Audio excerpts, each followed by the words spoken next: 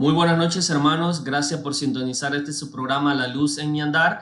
Le damos también la bienvenida a todas las personas que no nos sintonizaron en la primera clase, sin embargo lo están haciendo ahora.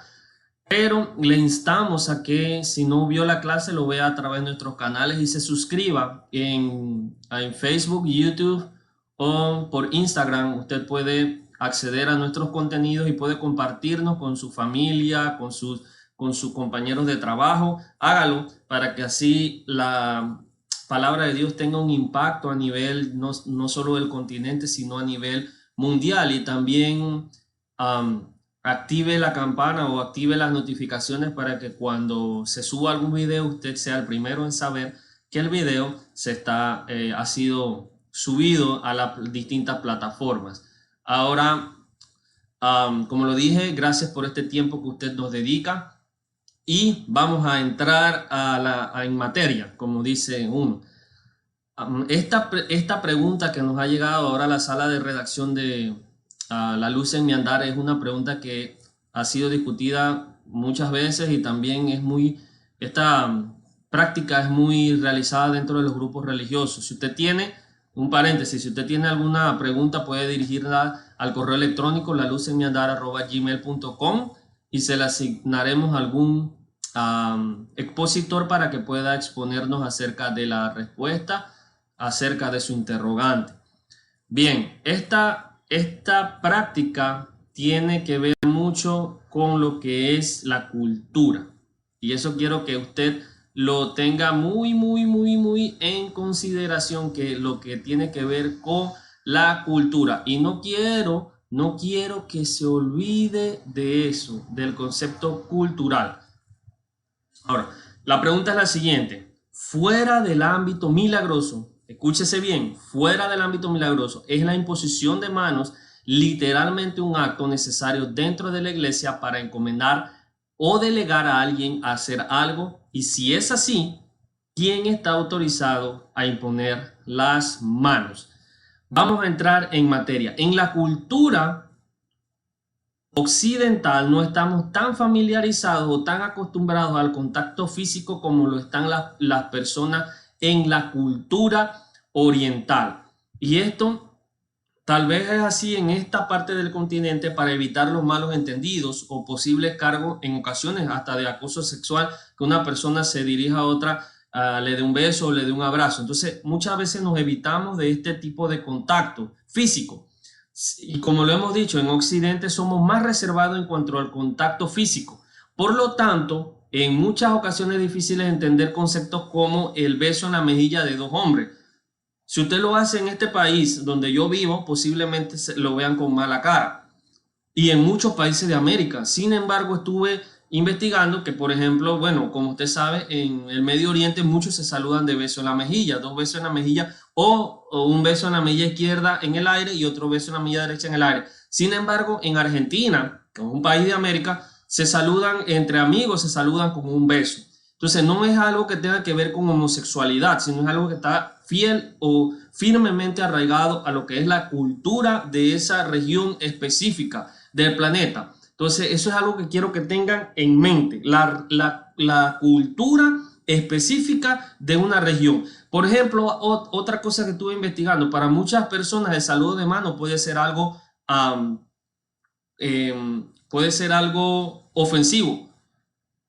Y también otra cosa que estuve leyendo es que en el Tíbet, cuando dos personas se encuentran, dos desconocidos se encuentran, se saludan sacándose la lengua. Ellos no se saludan de mano, se saludan sacándose la lengua. Ahora, si usted saca la lengua en algún país latinoamericano o de América para saludar, usted no va a ser bien visto. Entonces, todo esto tiene que ver fuertemente con la cultura, y esta pregunta tiene que ver mucho con lo cultural, y lo voy a estar repitiendo una y otra vez. Ahora vamos a ver que en la cultura bíblica existían tratos a las personas invitadas. Por ejemplo, entre los tratos bíblicos o costumbres bíblicas que se le daban a un huésped o a un invitado, podemos mencionar los besos. Los besos eran algo muy practicado. Si por ejemplo vamos a Lucas capítulo 7, versículo 45, vemos cómo Jesús le dice a Simón, el fariseo, cuando lo fue a visitar, dice: entré a tu casa y no me diste agua para poder lavarme los pies y tampoco me diste beso. Entonces vemos cómo dos prácticas que eran de ese entonces, Jesús las menciona aquí, los besos. Segundo, quitarse el calzado antes de entrar a la casa, una práctica muy arraigada a lo que es una posición geográfica. Nosotros casi no nos quitamos los zapatos al entrar a la casa, excepto en este tiempo que por la situación de la pandemia, la gente incluso se quita los zapatos para no llevarlos a su casa, pero no es por señal de respeto, sino es por una señal de seguridad. Ahora, tercero, el lavado de pies. Nuevamente vamos a Lucas capítulo 7 y vemos cómo Jesús le dice a Simón, no me lavaste los pies o no me ofreciste agua para lavarme los pies cuando entré a tu casa. O sea, no ha sido, en pocas palabras, no ha sido un buen hospedador. Y cuarto, ungir la cabeza con aceite, una actividad también muy arraigada a lo que era la posición geográfica y la cultura específicamente hebrea o la cultura judía. Se ungía el aceite para refrescar a la persona del calor de afuera, para designar a alguien como profeta, como rey o como sacerdote. Entonces se ungía la cabeza.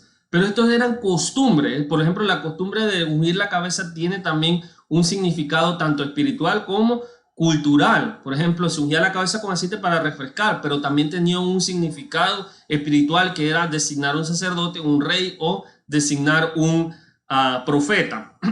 Ahora, vamos a ver algo interesante en esta situación. En la Biblia encontramos muchas referencias a costumbres practicadas por los judíos. Y como le he dicho, existe esta en particular que incluso es practicada dentro de grupos religiosos, que es la imposición de manos. Ahora, lo que le voy a decir es algo que encontré en la enciclopedia británica en la sección imposición de manos. La imposición de manos es algo o es una práctica primeramente originada en el judaísmo y luego es adoptada por el cristianismo.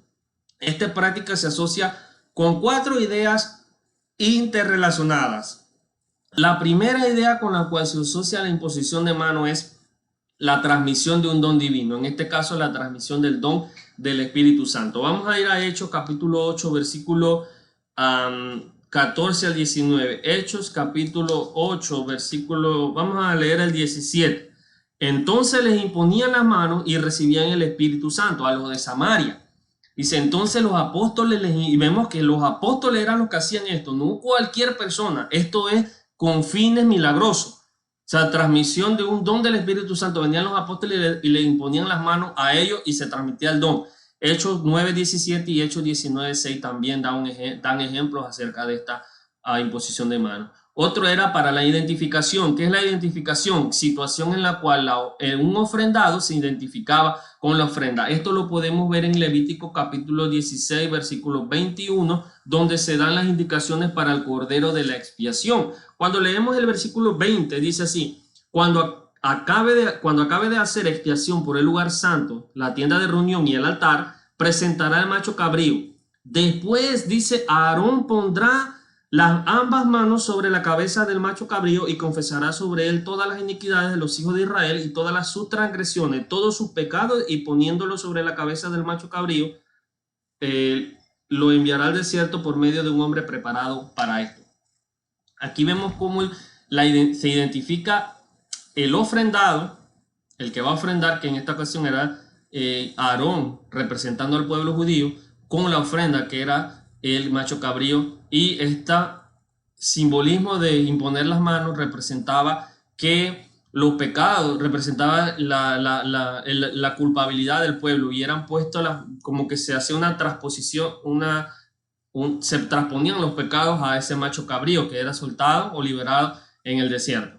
La tercera es por bendición. Génesis capítulo 48, versículo 14 al 20, vemos cómo Jacob bendice a sus nietos y le impone las manos también, o sea, los toca, le pone las manos sobre la cabeza como señal de bendición. Y la última razón por la cual se imponían las manos, que es el asunto de nuestra pregunta a tratar, es la consagración, o sea, la separación apartar a alguien para el servicio al Señor. Y vamos a ir a Hechos 13:3. Se encuentra en Hechos 6:6, en Hechos 13:3 y en 1 Timoteo 5:22.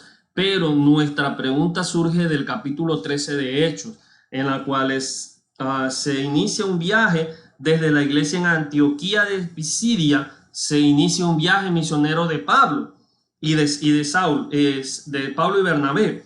Entonces dice el versículo 3, entonces, después de ayunar, orar y haber impuesto las manos sobre ellos, los enviaron. Aquí surge la pregunta, ¿quiénes entonces, si la iglesia estaba allí, por qué practicaba esto de la imposición de manos? Y si la practicaba, ¿quiénes eran los que estaban autorizados a imponer las manos? Bien, vamos ahora a ver que la imposición de manos, esta pregunta recae sobre el ámbito de la autoridad bíblica.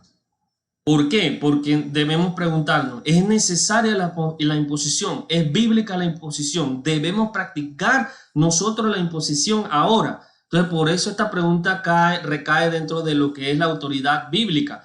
Y mi respuesta a esta pregunta, ¿es necesaria la imposición? Mi respuesta tajante y mi respuesta concreta es no es necesaria. No es necesaria la imposición de manos en la iglesia hoy día y le voy a explicar el por qué. Presta atención y se lo dije al principio, la imposición de manos era una costumbre, o sea, una característica cultural del Medio Oriente que preexistía al cristianismo, o sea, existía mucho tiempo antes del cristianismo. Entonces, su fundamento es el de una tradición social y tuvo un significado aparte del espiritual, o sea que él tenía, la imposición de manos tenía dos significados, tenía un significado espiritual y un significado cultural, ¿verdad? Porque el significado espiritual es la parte milagrosa, pero cuando quitamos esta parte, ella solamente tiene un significado cultural, o sea, se hacía por cultura. En otras palabras, la imposición de manos era una práctica más judía oriental que cristiana y se llevó a cabo como norma cultural en lugar de algo con significado espiritual. O sea, antes de esto, o sea, se daba por bendición, por ejemplo. Eso no tiene nada que ver con lo espiritual. Se daba como algo cultural en vez de algo espiritual. Las personas podrían decir y argumentar, bueno, los apóstoles lo hicieron. O sea, ¿qué hay de las otras veces o qué hay de las otras costumbres que practicaron los apóstoles? Usted podría decir, bueno, los apóstoles hicieron eso, así que nosotros tenemos un ejemplo apostólico aprobado. Ahora, mi respuesta a esto es lo siguiente. No todo lo que hicieron los apóstoles en el siglo I es un mandato para la iglesia hoy. Le voy a explicar el por qué nuevamente. Por ejemplo, existen algunas prácticas o algunas costumbres que eran mencionadas por los apóstoles, pero que para nuestra cultura, nuestro ámbito cultural, no es necesario que la practiquemos. Saludarse con un beso. Primera de Corintios capítulo 16, versículo 20. Vamos a ir a Primera de Corintios capítulo 16, versículo 20. Y dice así, todos los hermanos os saludan. Saludados. Aquí Pablo está dando un imperativo. El verbo está en forma imperativa, un mandamiento. Saludados los unos a los otros con beso santo. Segunda de Corintios 13, 12. Primera de Tesalonicenses 5, 26. Primera de Pedro 5, 14. Hablan de beso santo entre los hermanos. Era una costumbre común entre los habitantes del Medio Oriente practicar el beso, especialmente en los judíos. Lucas 7, 45. Entonces, ellos quieren pasar esa costumbre o práctica judía a la iglesia. Algo que Pablo dijo que no estaba mal, pero esto tiene que ver con la cultura. Le pregunto yo, ¿usted besa a toda la congregación cuando lo saluda? Si son 80, 100 personas, ¿usted las besa a todas, desde los niños hasta los más viejitos? Ponga eso en consideración. La segunda actividad era el lavado de pies. Cuando vamos a Juan capítulo 13, versículo 13 al 5, vemos cómo el Señor Jesús da un ejemplo de lavado de pies. Pero cuando yo voy a 1 Timoteo, que fue el texto que llamó mi atención, me dice así el capítulo 5, versículo 10, cuando se dispone a ver las responsabilidades de la iglesia hacia las viudas. Dice así, acerca de la viuda, que tenga testimonio de buenas obras, si ha criado hijos, si ha mostrado hospitalidad a los extraños y se le ha lavado los pies a los santos. Dice, si ha mostrado hospitalidad a los extraños y si ha lavado los pies a los santos. Observe cómo la hospitalidad se ve ligada con el lavado de pies, y lo podemos nuevamente rectificar en Lucas 7:45, cuando Jesús le dijo, no me diste agua para mis pies, no me lavaste mis pies, no me diste un beso. Entonces son cosas que están firmemente arraigadas. Y usted dirá, bueno, el lavado de pies, eso lo hizo Jesús como ejemplo. Pero ¿qué tal Pablo? Dice aquí, si usted quiere ser esto o recibir una ayuda de la iglesia, bueno, tiene que lavar los pies de los santos. Tuvo que haber lavado los pies de los santos. Entonces, vemos aquí que hay un conflicto de culturas. Entonces ahora le hago yo las siguientes dos preguntas. Ya teniendo esto en consideración, le hago las siguientes dos preguntas. ¿Qué estamos esperando para saludar a todos nuestros hermanos de beso? Recapitulando.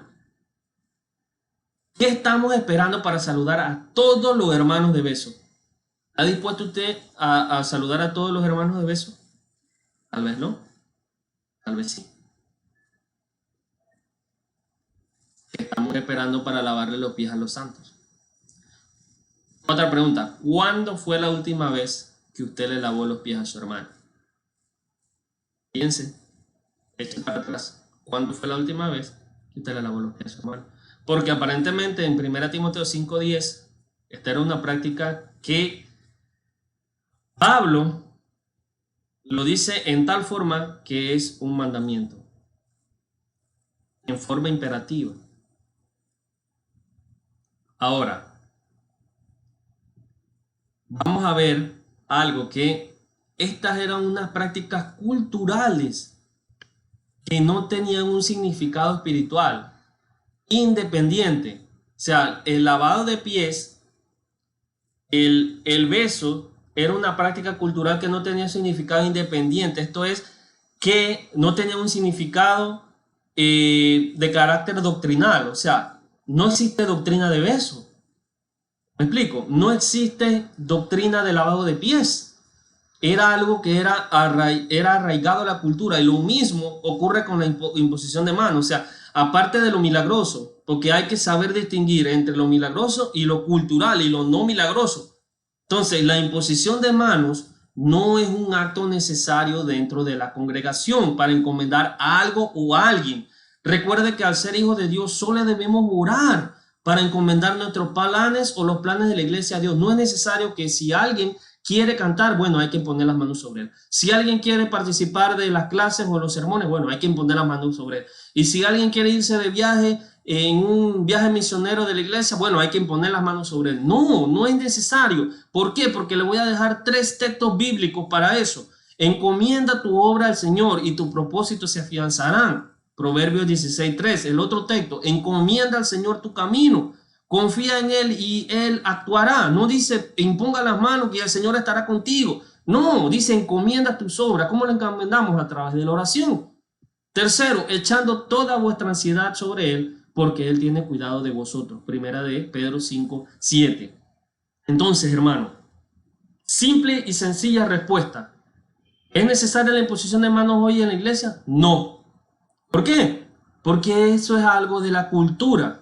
Entonces, si la persona quiere seguir ahondando y alargando este tema, entonces pregúntele, bueno, ¿es necesario darse besos hoy? ¿Es necesario lavarse los pies hoy? ¿Es necesario recibir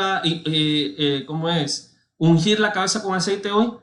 No, porque esto es algo cultural. Esto además del significado,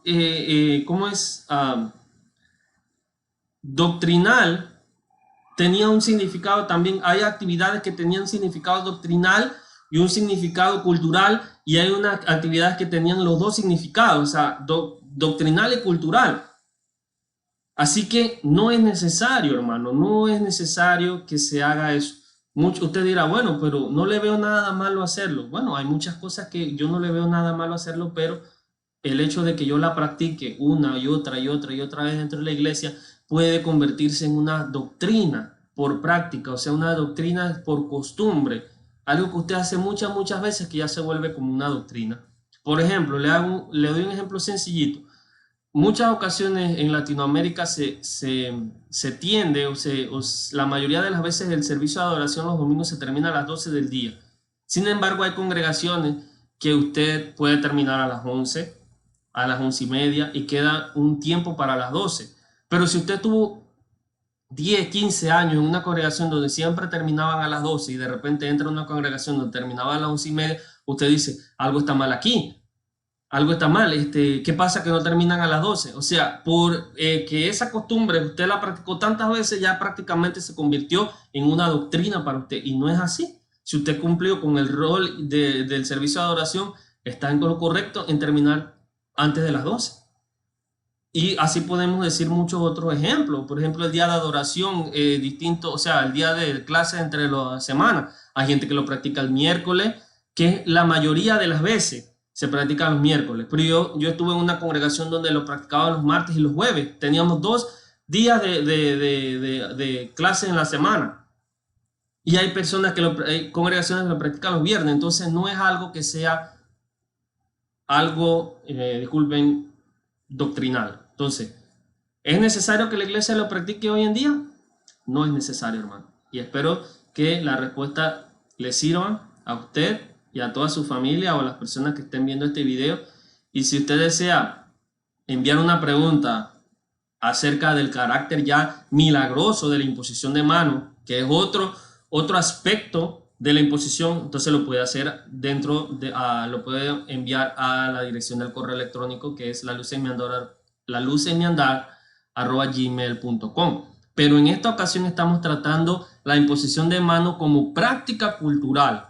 Entonces, gracias por su disposición a aprender, gracias por su tiempo.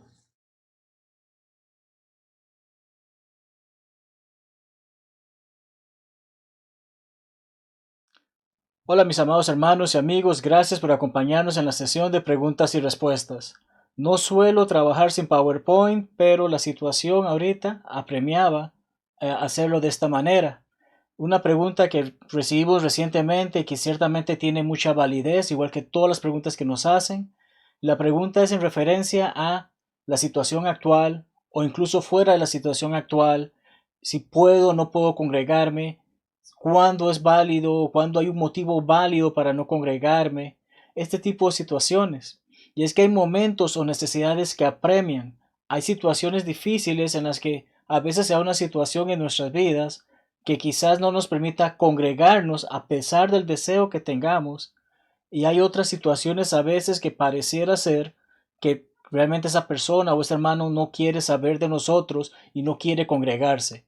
Vamos a estar discutiendo sobre lo mismo y en sí la pregunta base es, ¿puedo dejar de congregarme por cualquier motivo? Quiero que veamos en primer lugar el texto clave a esta respuesta porque sabemos y sé que muchos de ustedes, estudiosos de la palabra de Dios, ya saben a qué texto voy a referirme, porque usualmente usamos ese pasaje para hablar acerca de cuando un hermano deja de congregarse. Y dice así en Hebreos 10, 24 y 25. Y considerémonos unos a otros para estimularnos al amor y a las buenas obras, no dejando de congregarnos como algunos tienen por costumbre, sino exhortándonos y tanto más cuando veis que aquel día se acerca. El inspirado escritor nos hace saber acerca de que hay una necesidad para congregarnos. De por sí ya hay un motivo de peso para congregarnos y es el de adorar a Dios, el de darle esa adoración en espíritu y de verdad que Él espera de nosotros. Es así como comprendemos en primer lugar, tenemos esa necesidad. Ahora, sabemos que la iglesia no es el edificio donde nos reunimos. La iglesia es efectivamente las personas que están en ese lugar.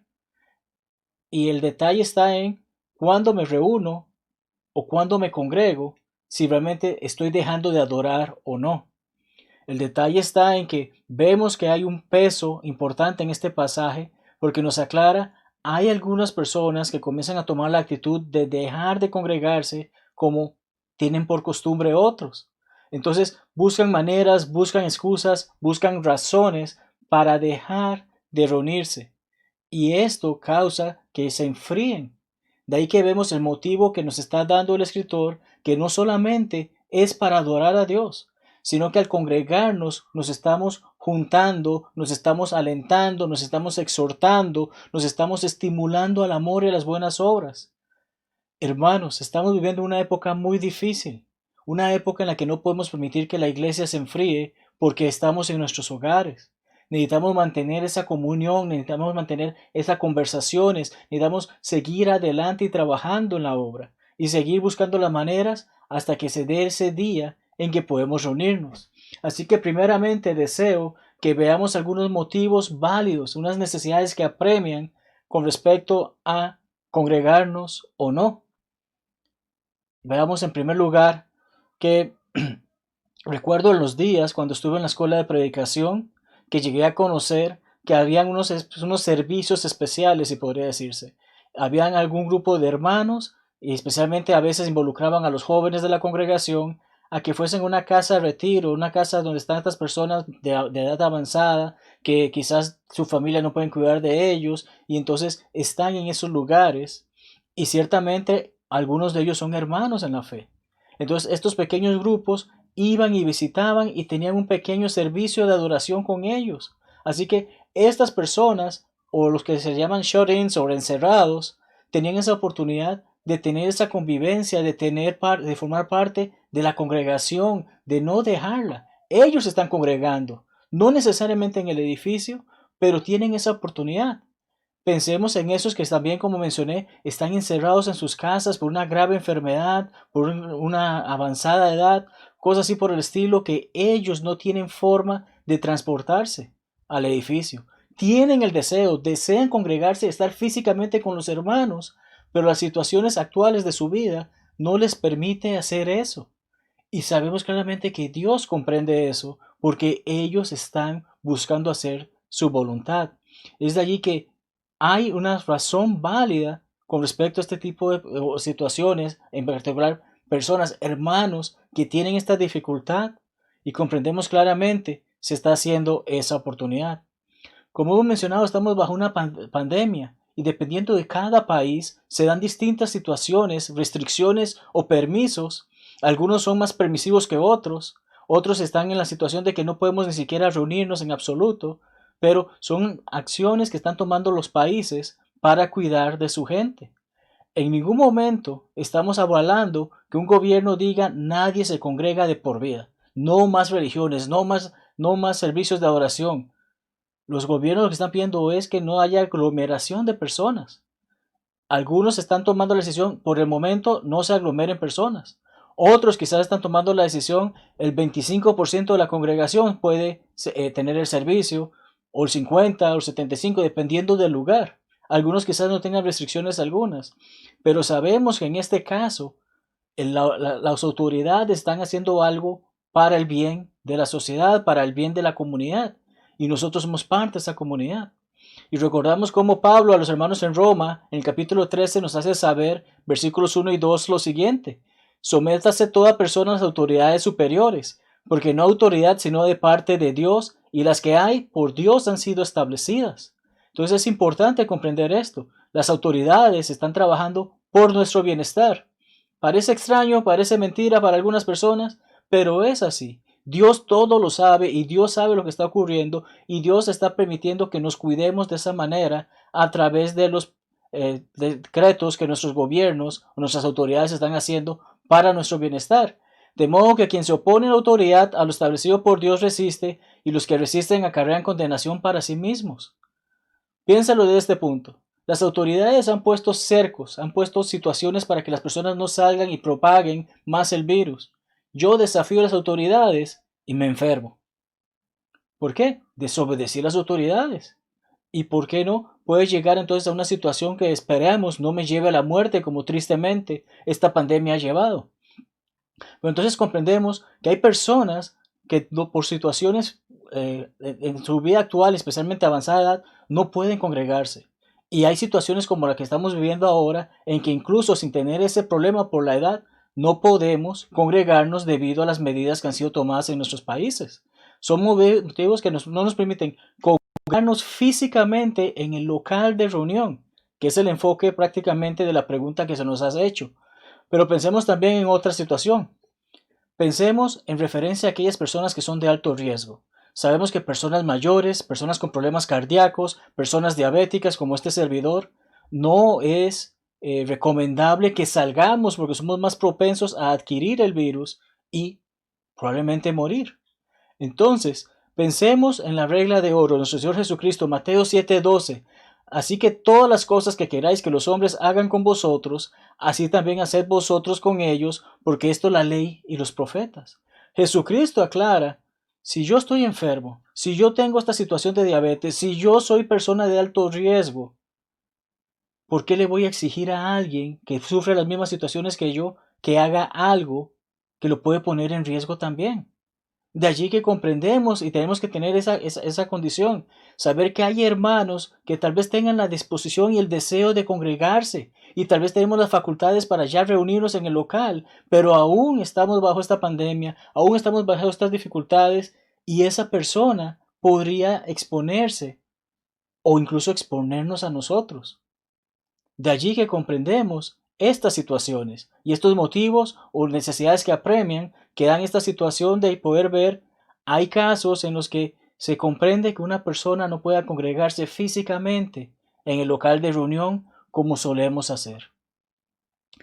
Pensemos ahora en aquellos que tienen una profesión cuyo horario les limita el poder congregarse, el poder reunirse para adorar. Pensemos en aquellos que están cuidando de nosotros, los policías. Pensemos en aquellos que se dedican a la medicina, doctores, enfermeras. Tienen horarios a veces que parecen fuera de cualquier sentido común por la cantidad de horas que trabajan. Ciertamente, ellos también deberían de buscar una manera de ajustar un horario para que les permita congregarse. Pero van a haber situaciones en las que quizás no se dé esa oportunidad. Entonces, vamos a decirle a estas personas que en primer lugar están salvando vidas, que dejen de trabajar. O renuncia a ese hospital, o renuncia a esa jefatura de policía, porque usted tiene que reunirse el domingo a las 10 de la mañana porque tiene que congregarse. ¿Podemos tomar ese tipo de actitudes? Podemos ciertamente aconsejar a estos hermanos. ¿Por qué? Porque también Pablo nos hace saber en 1 Timoteo 5, 7 al 8 lo siguiente. Manda también estas cosas para que sean irreprensibles, porque si alguno no provee para los suyos y mayormente para los de su casa, ha negado la fe y es peor que un incrédulo. Veamos el detalle. Me dedico a la medicina. Lamentablemente el horario que tengo de trabajar me impide congregarme los domingos a pesar de que yo tengo el deseo, congregarme ahorita. Pero entonces tengo que renunciar a ese trabajo y tal vez no consiga trabajo y no pueda como entonces proveer para mi familia, para los míos. Y como dice el pasaje, estaré negando la fe. Debemos de buscar alternativas, debemos de buscar maneras de tal vez cambiar el horario con alguna persona para que me permita congregarme. Pero debemos también comprender que hay situaciones en las que si ahorita me enfermo y tengo que ser llevado a emergencias y es domingo y son las 9:30 y el servicio empieza a las 10, los hermanos comprenderán que no pude asistir porque estaba enfermo. Pero entonces no te queda el doble ánimo, la inconsistencia de que ese hermano tuvo que ir a emergencias, pero el doctor que es hermano no puede estar allí, no puede atender al hermano porque él debe estar aquí, porque es su obligación estar congregado. Entonces vemos estas situaciones y vemos que apremian. Recuerdo, por ejemplo, uno de mis compañeros en la escuela de predicación que por muchos años fue oficial de policía. Y él lo que hizo fue solicitar el horario de noche para tener los domingos libres. Entonces sí, hay parte y parte. Debemos, en este caso particular, debemos comprender, hay situaciones en que quizás esos hermanos no se puedan congregar algunos domingos por motivos de su trabajo, pero también pueden buscar la manera de cómo hacer un ajuste, cómo hacer un cambio con algún compañero, para entonces darle el día del Señor lo que debe de dar, que es la adoración en espíritu y en verdad que Dios espera de nosotros. Debemos decirle a un hermano que es médico, que es policía, que no puede dejar de congregarse porque lo va a hacer por costumbre, se va a acostumbrar a trabajar todos los domingos. Ahí mucho tiene que ver el corazón de ese hermano. Y sabemos que si tienen el deseo de congregarse, ellos van a hacer todo lo que esté a su alcance para congregarse. Ahora bien, hemos visto brevemente ejemplos o motivos o, como mencioné, necesidades que apremian, que pueden causar que no me pueda congregar. No necesariamente toda la vida, porque ese no es el detalle, tenemos que congregarnos, necesitamos buscar eso, pero hay algunos motivos de los que hemos conversado que nos ayudan a comprender, hay necesidad, hay un deseo tal vez de congregarse, físicamente no se puede, pero se hace la forma, se busca la manera entonces de precisamente participar de ello. Ciertamente, los medios digitales nos han ayudado, han abierto una gran puerta en poder comprender cómo podemos llevar ese mensaje, cómo podemos seguir buscando la palabra de Dios, cómo podemos edificarnos, crecer espiritualmente y tener esa convivencia con los hermanos, que es esa parte importante de la comunión, de congregarnos, tener ese exhortarnos y alentarnos, edificarnos, darnos apoyo unos a otros en las buenas obras y en el amor, como leímos Hebreos 10, 24 y 25. Sin embargo, hay una situación, y es quizás la forma en que la hermana que hizo esta pregunta lo hizo con un corazón abierto, un corazón honesto, buscando ayuda para algún otro hermano o hermana que está presentando una situación muy difícil de comprender para muchos de nosotros, pero como hemos dicho, necesitamos ver con las escrituras y buscar la manera de ayudar a quien ayuda necesita, de exhortar a quienes también necesitan. Entonces, la pregunta más o menos, tratando de reacomodarla o tratando de agarrar la idea central de lo que la hermana consultaba, dice así: ¿cómo puede tratarse la siguiente situación con la congregación? Teniendo la oportunidad de reunirse con la congregación local físicamente, un hermano o una hermana decide quedarse en casa. No tiene ningún problema de salud, no es por motivos de salud, no hay ningún inconveniente. Y la congregación, sin embargo, ha logrado ajustarse y tomar las medidas necesarias para que podamos congregarnos físicamente en ella. Como esta persona, este hermano o hermana decide quedarse en casa, no por motivos de salud, simplemente no se quiere congregar físicamente en el local, pero hay algo más, porque la hermana agrega que ese hermano, a pesar de tener eso, ni siquiera tiene el deseo de ver la transmisión en línea o de la congregación a la que pertenece, sino prefiere quedarse en casa, no congregarse con sus hermanos con los que se identifica, con los que es un miembro de la congregación, no decide ver la transmisión allí, sino que va a ver la transmisión de otra congregación, de otro hermano, de otro predicador. Entonces, ¿cómo se puede tratar una situación así? Hermanos, con el corazón en la mano, como solemos decir, necesito sincerarme y abarcar esta situación en el peor escenario posible, en base a lo expresado. ¿A qué me refiero con el peor escenario posible? Es que al considerarse que el hermano tiene oportunidad de reunirse, tiene la oportunidad, tiene la salud, tiene la fortaleza para ir a ese local y reunirse con los hermanos, congregarse y no como los que tienen por costumbre no hacerlo. Al considerarse que el hermano tiene oportunidad de reunirse, por lo tanto no está en una casa de retiro o uno de esos encerrados en casa que no hay forma de, por su avanzada edad o su enfermedad, no pueda salir. No es uno de esos, porque tiene la oportunidad de acuerdo a la pregunta que se hizo. Que el hermano no tiene un motivo de salud que le impida reunirse como esos de alto riesgo que mencioné anteriormente.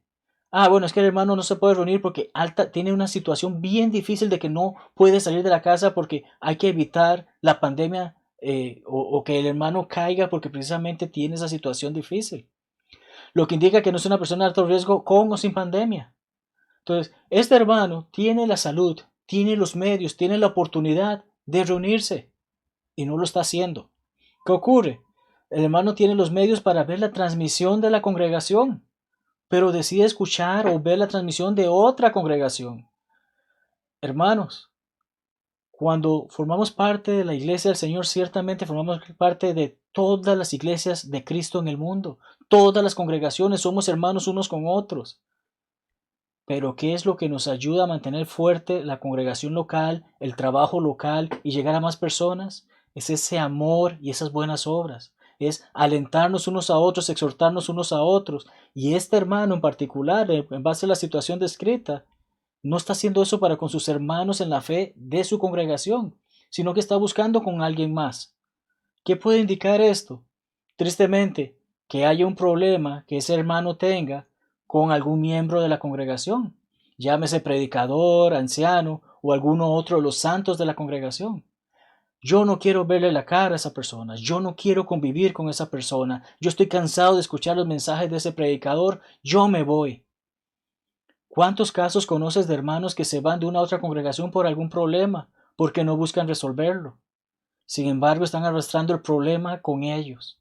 ¿Cómo podemos acercarnos? ¿Qué podemos hacer? ¿Cómo podemos tratar esto con la congregación? Eso es lo que nuestra hermana ha hecho la pregunta. Y nuestro Salvador Jesucristo, cierta forma, trató el tema o trató una situación en el Sermón de la Montaña. Acompáñenme para que leamos Mateo 5, 23 y 24. Mateo 5, 23 y 24 dice: Por tanto, si traes tu ofrenda al altar y allí te acuerdas de que tu hermano tiene algo contra ti, deja allí tu ofrenda delante del altar y anda, reconcíliate primero con tu hermano y entonces ven y presenta tu ofrenda. ¿Vemos la importancia de lo que acabamos de leer? Reconcíliate primero con tu hermano y ven y presenta tu ofrenda. En el caso del ejemplo de la pregunta que estamos hablando, este hermano está haciendo mal porque si tiene algún problema con un hermano local para decidir ver el servicio en otra congregación, probablemente dar su ofrenda a esa otra congregación, está demostrando: hay algo que me molesta aquí y está haciendo mal. Porque el Señor nos está diciendo: primero ve y arregla su situación con tu hermano y entonces da tu ofrenda.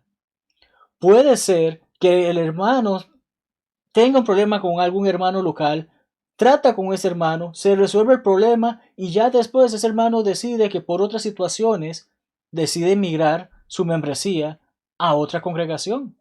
¿Hay algo malo en ello? No. Puede ser que le quede más cerca del trabajo, puede ser que se den otras situaciones, pero aquí lo que se está reflejando es que hay algún tipo de inconveniente. Y nuestro Maestro, nuestro Señor Jesucristo, nos ha enseñado acerca de cómo actuar con alguien que nos ha ofendido. Cómo hacer saber a esa persona que me ofendió que he sido ofendido. ¿Sabemos el motivo por el que el hermano o la hermana está actuando así? No lo sabemos. Y si lo sabemos, ¿cómo lo estamos abarcando? ¿Nos hemos acercado a hablar con el hermano de esa situación? Puede ser que él está tomando esas acciones porque nadie se ha acercado para saber cómo él ha estado. Puede ser que haya una molestia que le ha causado: no quiero seguir con esto. Sabemos que no debe ser la actitud correcta, pero quizás la llegamos a comprender. Pero ¿cómo podemos saber lo que pasa por el corazón de ese hermano si no le buscamos para aclarar esas dudas? Recordemos Mateo 18, 15 al 20, nuestro Señor nos enseña acerca de cómo tratar con aquel que me ha ofendido. El que peca contra ti, dice, primero vaya y hable con él. El ofendido habla con el ofensor. Le hace saber: tú me has ofendido. Ahora bien, el hermano tal vez no se está acercando, pero hemos hecho algún esfuerzo para buscar qué le ha causado que se ofenda, que no desea congregarse con nosotros. Es importante tratar eso, es importante buscar las maneras de resolver estos conflictos, porque ciertamente seguirán creciendo y seguirán apareciendo, pero está en nuestra responsabilidad buscar las maneras de resolverlo. Si no me escucha a mí, que soy el que ha sido ofendido, buscar un par de testigos, ya eso hemos hablado en otras ocasiones, buscar un par de personas neutrales, no disponerlas contra el hermano, sino poder ir con él a hablar la situación y entonces que el hermano pueda recapacitar. Si no sea así, llevarlo a la iglesia, y si se lleva a la iglesia y no hay resolución, sabemos que entonces hay que ponerle en disciplina. Pero necesitamos conversar, necesitamos buscar una solución para saber por qué ese hermano está tomando ese tipo de medidas. Recordemos muchas veces que el profesor quizás no sepa que ha ofendido a alguien y por eso es que es necesario hablar. Reunirnos físicamente en el local de reunión, hermanos, para ir concluyendo, esperando se haya podido aclarar la situación y la consulta que se ha hecho. Reunirnos físicamente en el local de reunión de la congregación es una hermosa bendición que muchos añoramos en este momento. Algunos tenemos ya 3 meses sin podernos congregar, pero buscamos con ansias, con deseos, con anhelo el poder estar nuevamente juntos y darle adoración a Dios en conjunto en ese local o el lugar donde nos reunamos. Es una hermosa bendición. Ahorita lo hacemos virtualmente, pero cada uno en sus hogares buscamos por esa oportunidad de nuevamente estar reunidos. Si tenemos la oportunidad de hacerlo, demos gracias a Dios por ello. Aquellos que pueden reunirse hoy, bienvenido, gloria a Dios, gracias. Agradezcámosle a Él por esa oportunidad. Aprovechemos esta hermosa reunión con nuestros hermanos. Si un hermano deja de reunirse, hagamos lo que está a nuestro alcance para buscarle y traerle de vuelta. Es necesario buscar y lo que esté a nuestro alcance para que esos hermanos puedan regresar. Si ya deciden no hacerlo, pero nosotros hicimos nuestra parte, estar tranquilos con eso. Hemos hecho lo que nos está al alcance, pero ese hermano no desea arrepentirse, ese hermano no desea volver, ya no hay mucho que podamos hacer allí. Simplemente esperar y confiar de que tal vez el arrepentimiento llegue a su cabeza y pueda de regresar. Porque deseo culminar con las palabras que Pablo dijo a los hermanos en Tesalónica en su segunda carta, capítulo 3, versículos 13 al 15. Y vosotros, hermanos, no os canséis de hacer bien. Si alguno no obedece a lo que decimos por medio de esta carta, a ese señaladlo y no os juntéis con él, para que se avergüence. Hermanos, ahorita ese hermano tal vez está tomando esa actitud, pero es porque nadie se ha acercado a hablar con él. Y como no se ha acercado a nadie a hablar con él, dirán, no le importo a nadie. Y como no le importo a nadie, yo hago lo que me da la gana. Pero sí le importamos a uno, a Dios, a Cristo. Le importamos a nuestros hermanos. Y necesitamos buscar la manera de que hablar con él, se pasa toda la situación como mencionamos de la disciplina, y tocará que el hermano se avergüence, pueda regresar. Porque tal como finaliza ese pasaje nos dice, no lo tengamos por enemigo, sino amonestémoslo como un hermano, porque eso es lo que es. Entonces, no consideres, no busques la idea de que un hermano que decide congregarse en otra congregación, a pesar de que tenemos toda la oportunidad de congregarnos aquí, es un enemigo o es una persona que tiene algo malo. Busquemos la manera de conversar y arreglar las cosas. Conversando se arreglan las cosas, dicen por allí, ¿verdad? Y ciertamente nuestro Dios espera que nosotros conversemos con nuestros hermanos y aclaremos este tipo de dudas. Gracias, hermanos, por acompañarnos. Si aún continúa la pregunta abierta, háganmelo saber, que con mucho gusto daremos más detalles en la misma, y que Dios me los bendiga ricamente hoy y siempre.